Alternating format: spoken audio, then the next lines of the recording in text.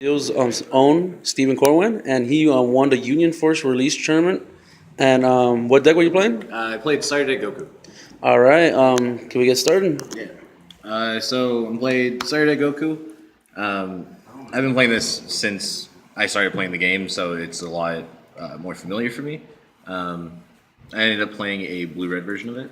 So I have 3 Whis Coercion. 4 of them is like good, but I need a lot of room in this deck because there's a lot of things that I'm doing. So this is one of the cards I decided to cut. 4 Bulmas, because we played the Whis and it started at Goku, you want to have as many 1-drops as possible. 4 Majin Buu, just another cycle card, another 1-drop. 4 Objection. Objection is very, very important in this deck because you want to be able to hit the red cards as soon as possible. And double Objectioning turn 2 can just completely change the game. 4 Piccolo, self-explanatory. Played 3 Jocos. Originally I was playing 3 Sensibine, and then I realized Sensibine does absolutely nothing right now. Well, in this deck specifically.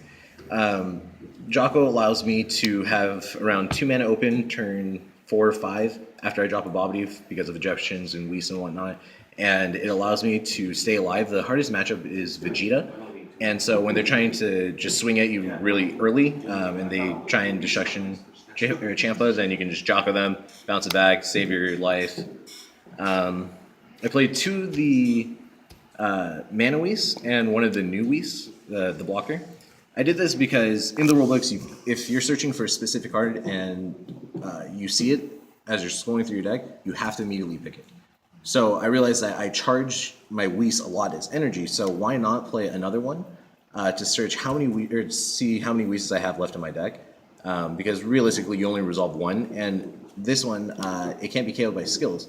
So it can't be KO'd by Cell, it can't be KO'd by Gohan leader ability. Kale, Yeah. Kale, nothing can get rid of it, so it's a guaranteed blocker. Also played 3 Results of Training.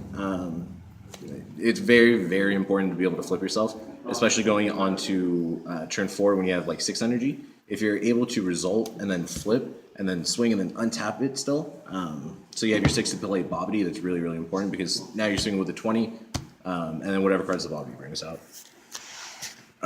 Playing 3 Saiyan Kaba. I was playing 4. It's not absolutely necessary. A lot of times I was just charging for energy. I'd pick it up off Bobbidi, so I decided I'd rather just have a stronger card. However, picking it up off Bobbidi on turn when I have 6 energy, it's a choice between charging my Result of Training or my Bobbidi because you have a very low hand a lot of the times. And I'll just charge my result and hope I hit a Kaba, and I do. If not, then I still have 2 other cards that they have to answer. 4 Bobbidi. This is the best card in the deck. It drops 2 bombs, and not only that, all of them allow you to do different things. So you have diversity in what you need to do. If you need a Kaba, you can do that, and I'll explain the rest of the cards. But this card is hands down the best card in the deck, and in my opinion, this is probably one of the best cards in the side, easily top 5. I play 4 Jiren. Jiren, when it swings the first time, it becomes a 30k, and or if it attacks a battle card, that is, and then you untap it, and it can attack battle cards that are untapped. So it's one of the cards that allows for diversity with Bobbidi. If your opponent has like a Kale or a Beerus, you're able to swing into that, they have to block the 10, and then even if they coercion it, then or negate it however way, you restand it, and you can still attack it again for 20. 4 Super Saiyan 3 Gotenks. This card is absolutely insane. When you play it, you get 3 tokens, and they're all 15k. So pulling a Bobbidi and then pulling 2 of these out, you get 2 20ks along with 6 15k. So if they're not playing Sensubin, a lot of the times they're going to be dying because if you have 4 less cards in your hand, this card and all the tokens gain double strike. So you have 2 of these, you have 8 guys going in that double strike along with your leader. And because of the leader, you're able to survive if you play this on turn 6 with the Bobbidi because you're going to have open energy. 4 Gohan. Another very, very strong card. A lot of the times your opponent's going to be swinging with like 15Ks and 20Ks. So whenever he swings and kills a battle card, your opponent takes 2 damage. So not only do you not have to just swing at a leader, you can swing at a battle card, kill it, and your opponent still takes 2. And when you have 4 less cards in hand, he only costs 2 red. So a lot of the times I'll have 4 red energy and 2 or 3 blue. So I'm able to drop a Gohan as well as a Jiren on the same turn. Or if we're later in the game, I can play the next card with Gohan. It's a very, very strong card. Your opponents, they have to play around it. And then my last 3 are 3 furthering destruction. This dude. When he comes into play, you pop all of your opponent's cards that have 15,000 or less.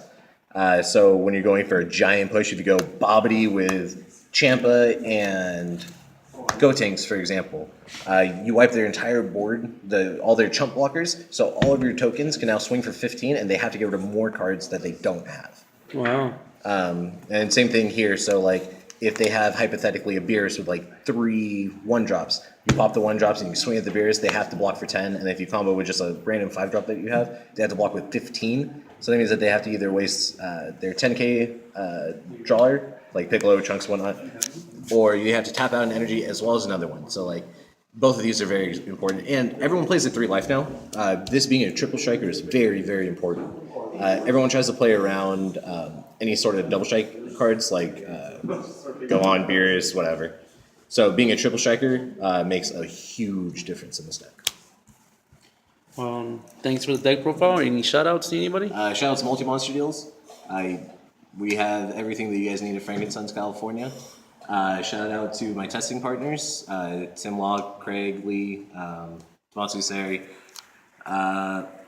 That's about it. All right. We're at Coliseum in Orange County, California, and check it out.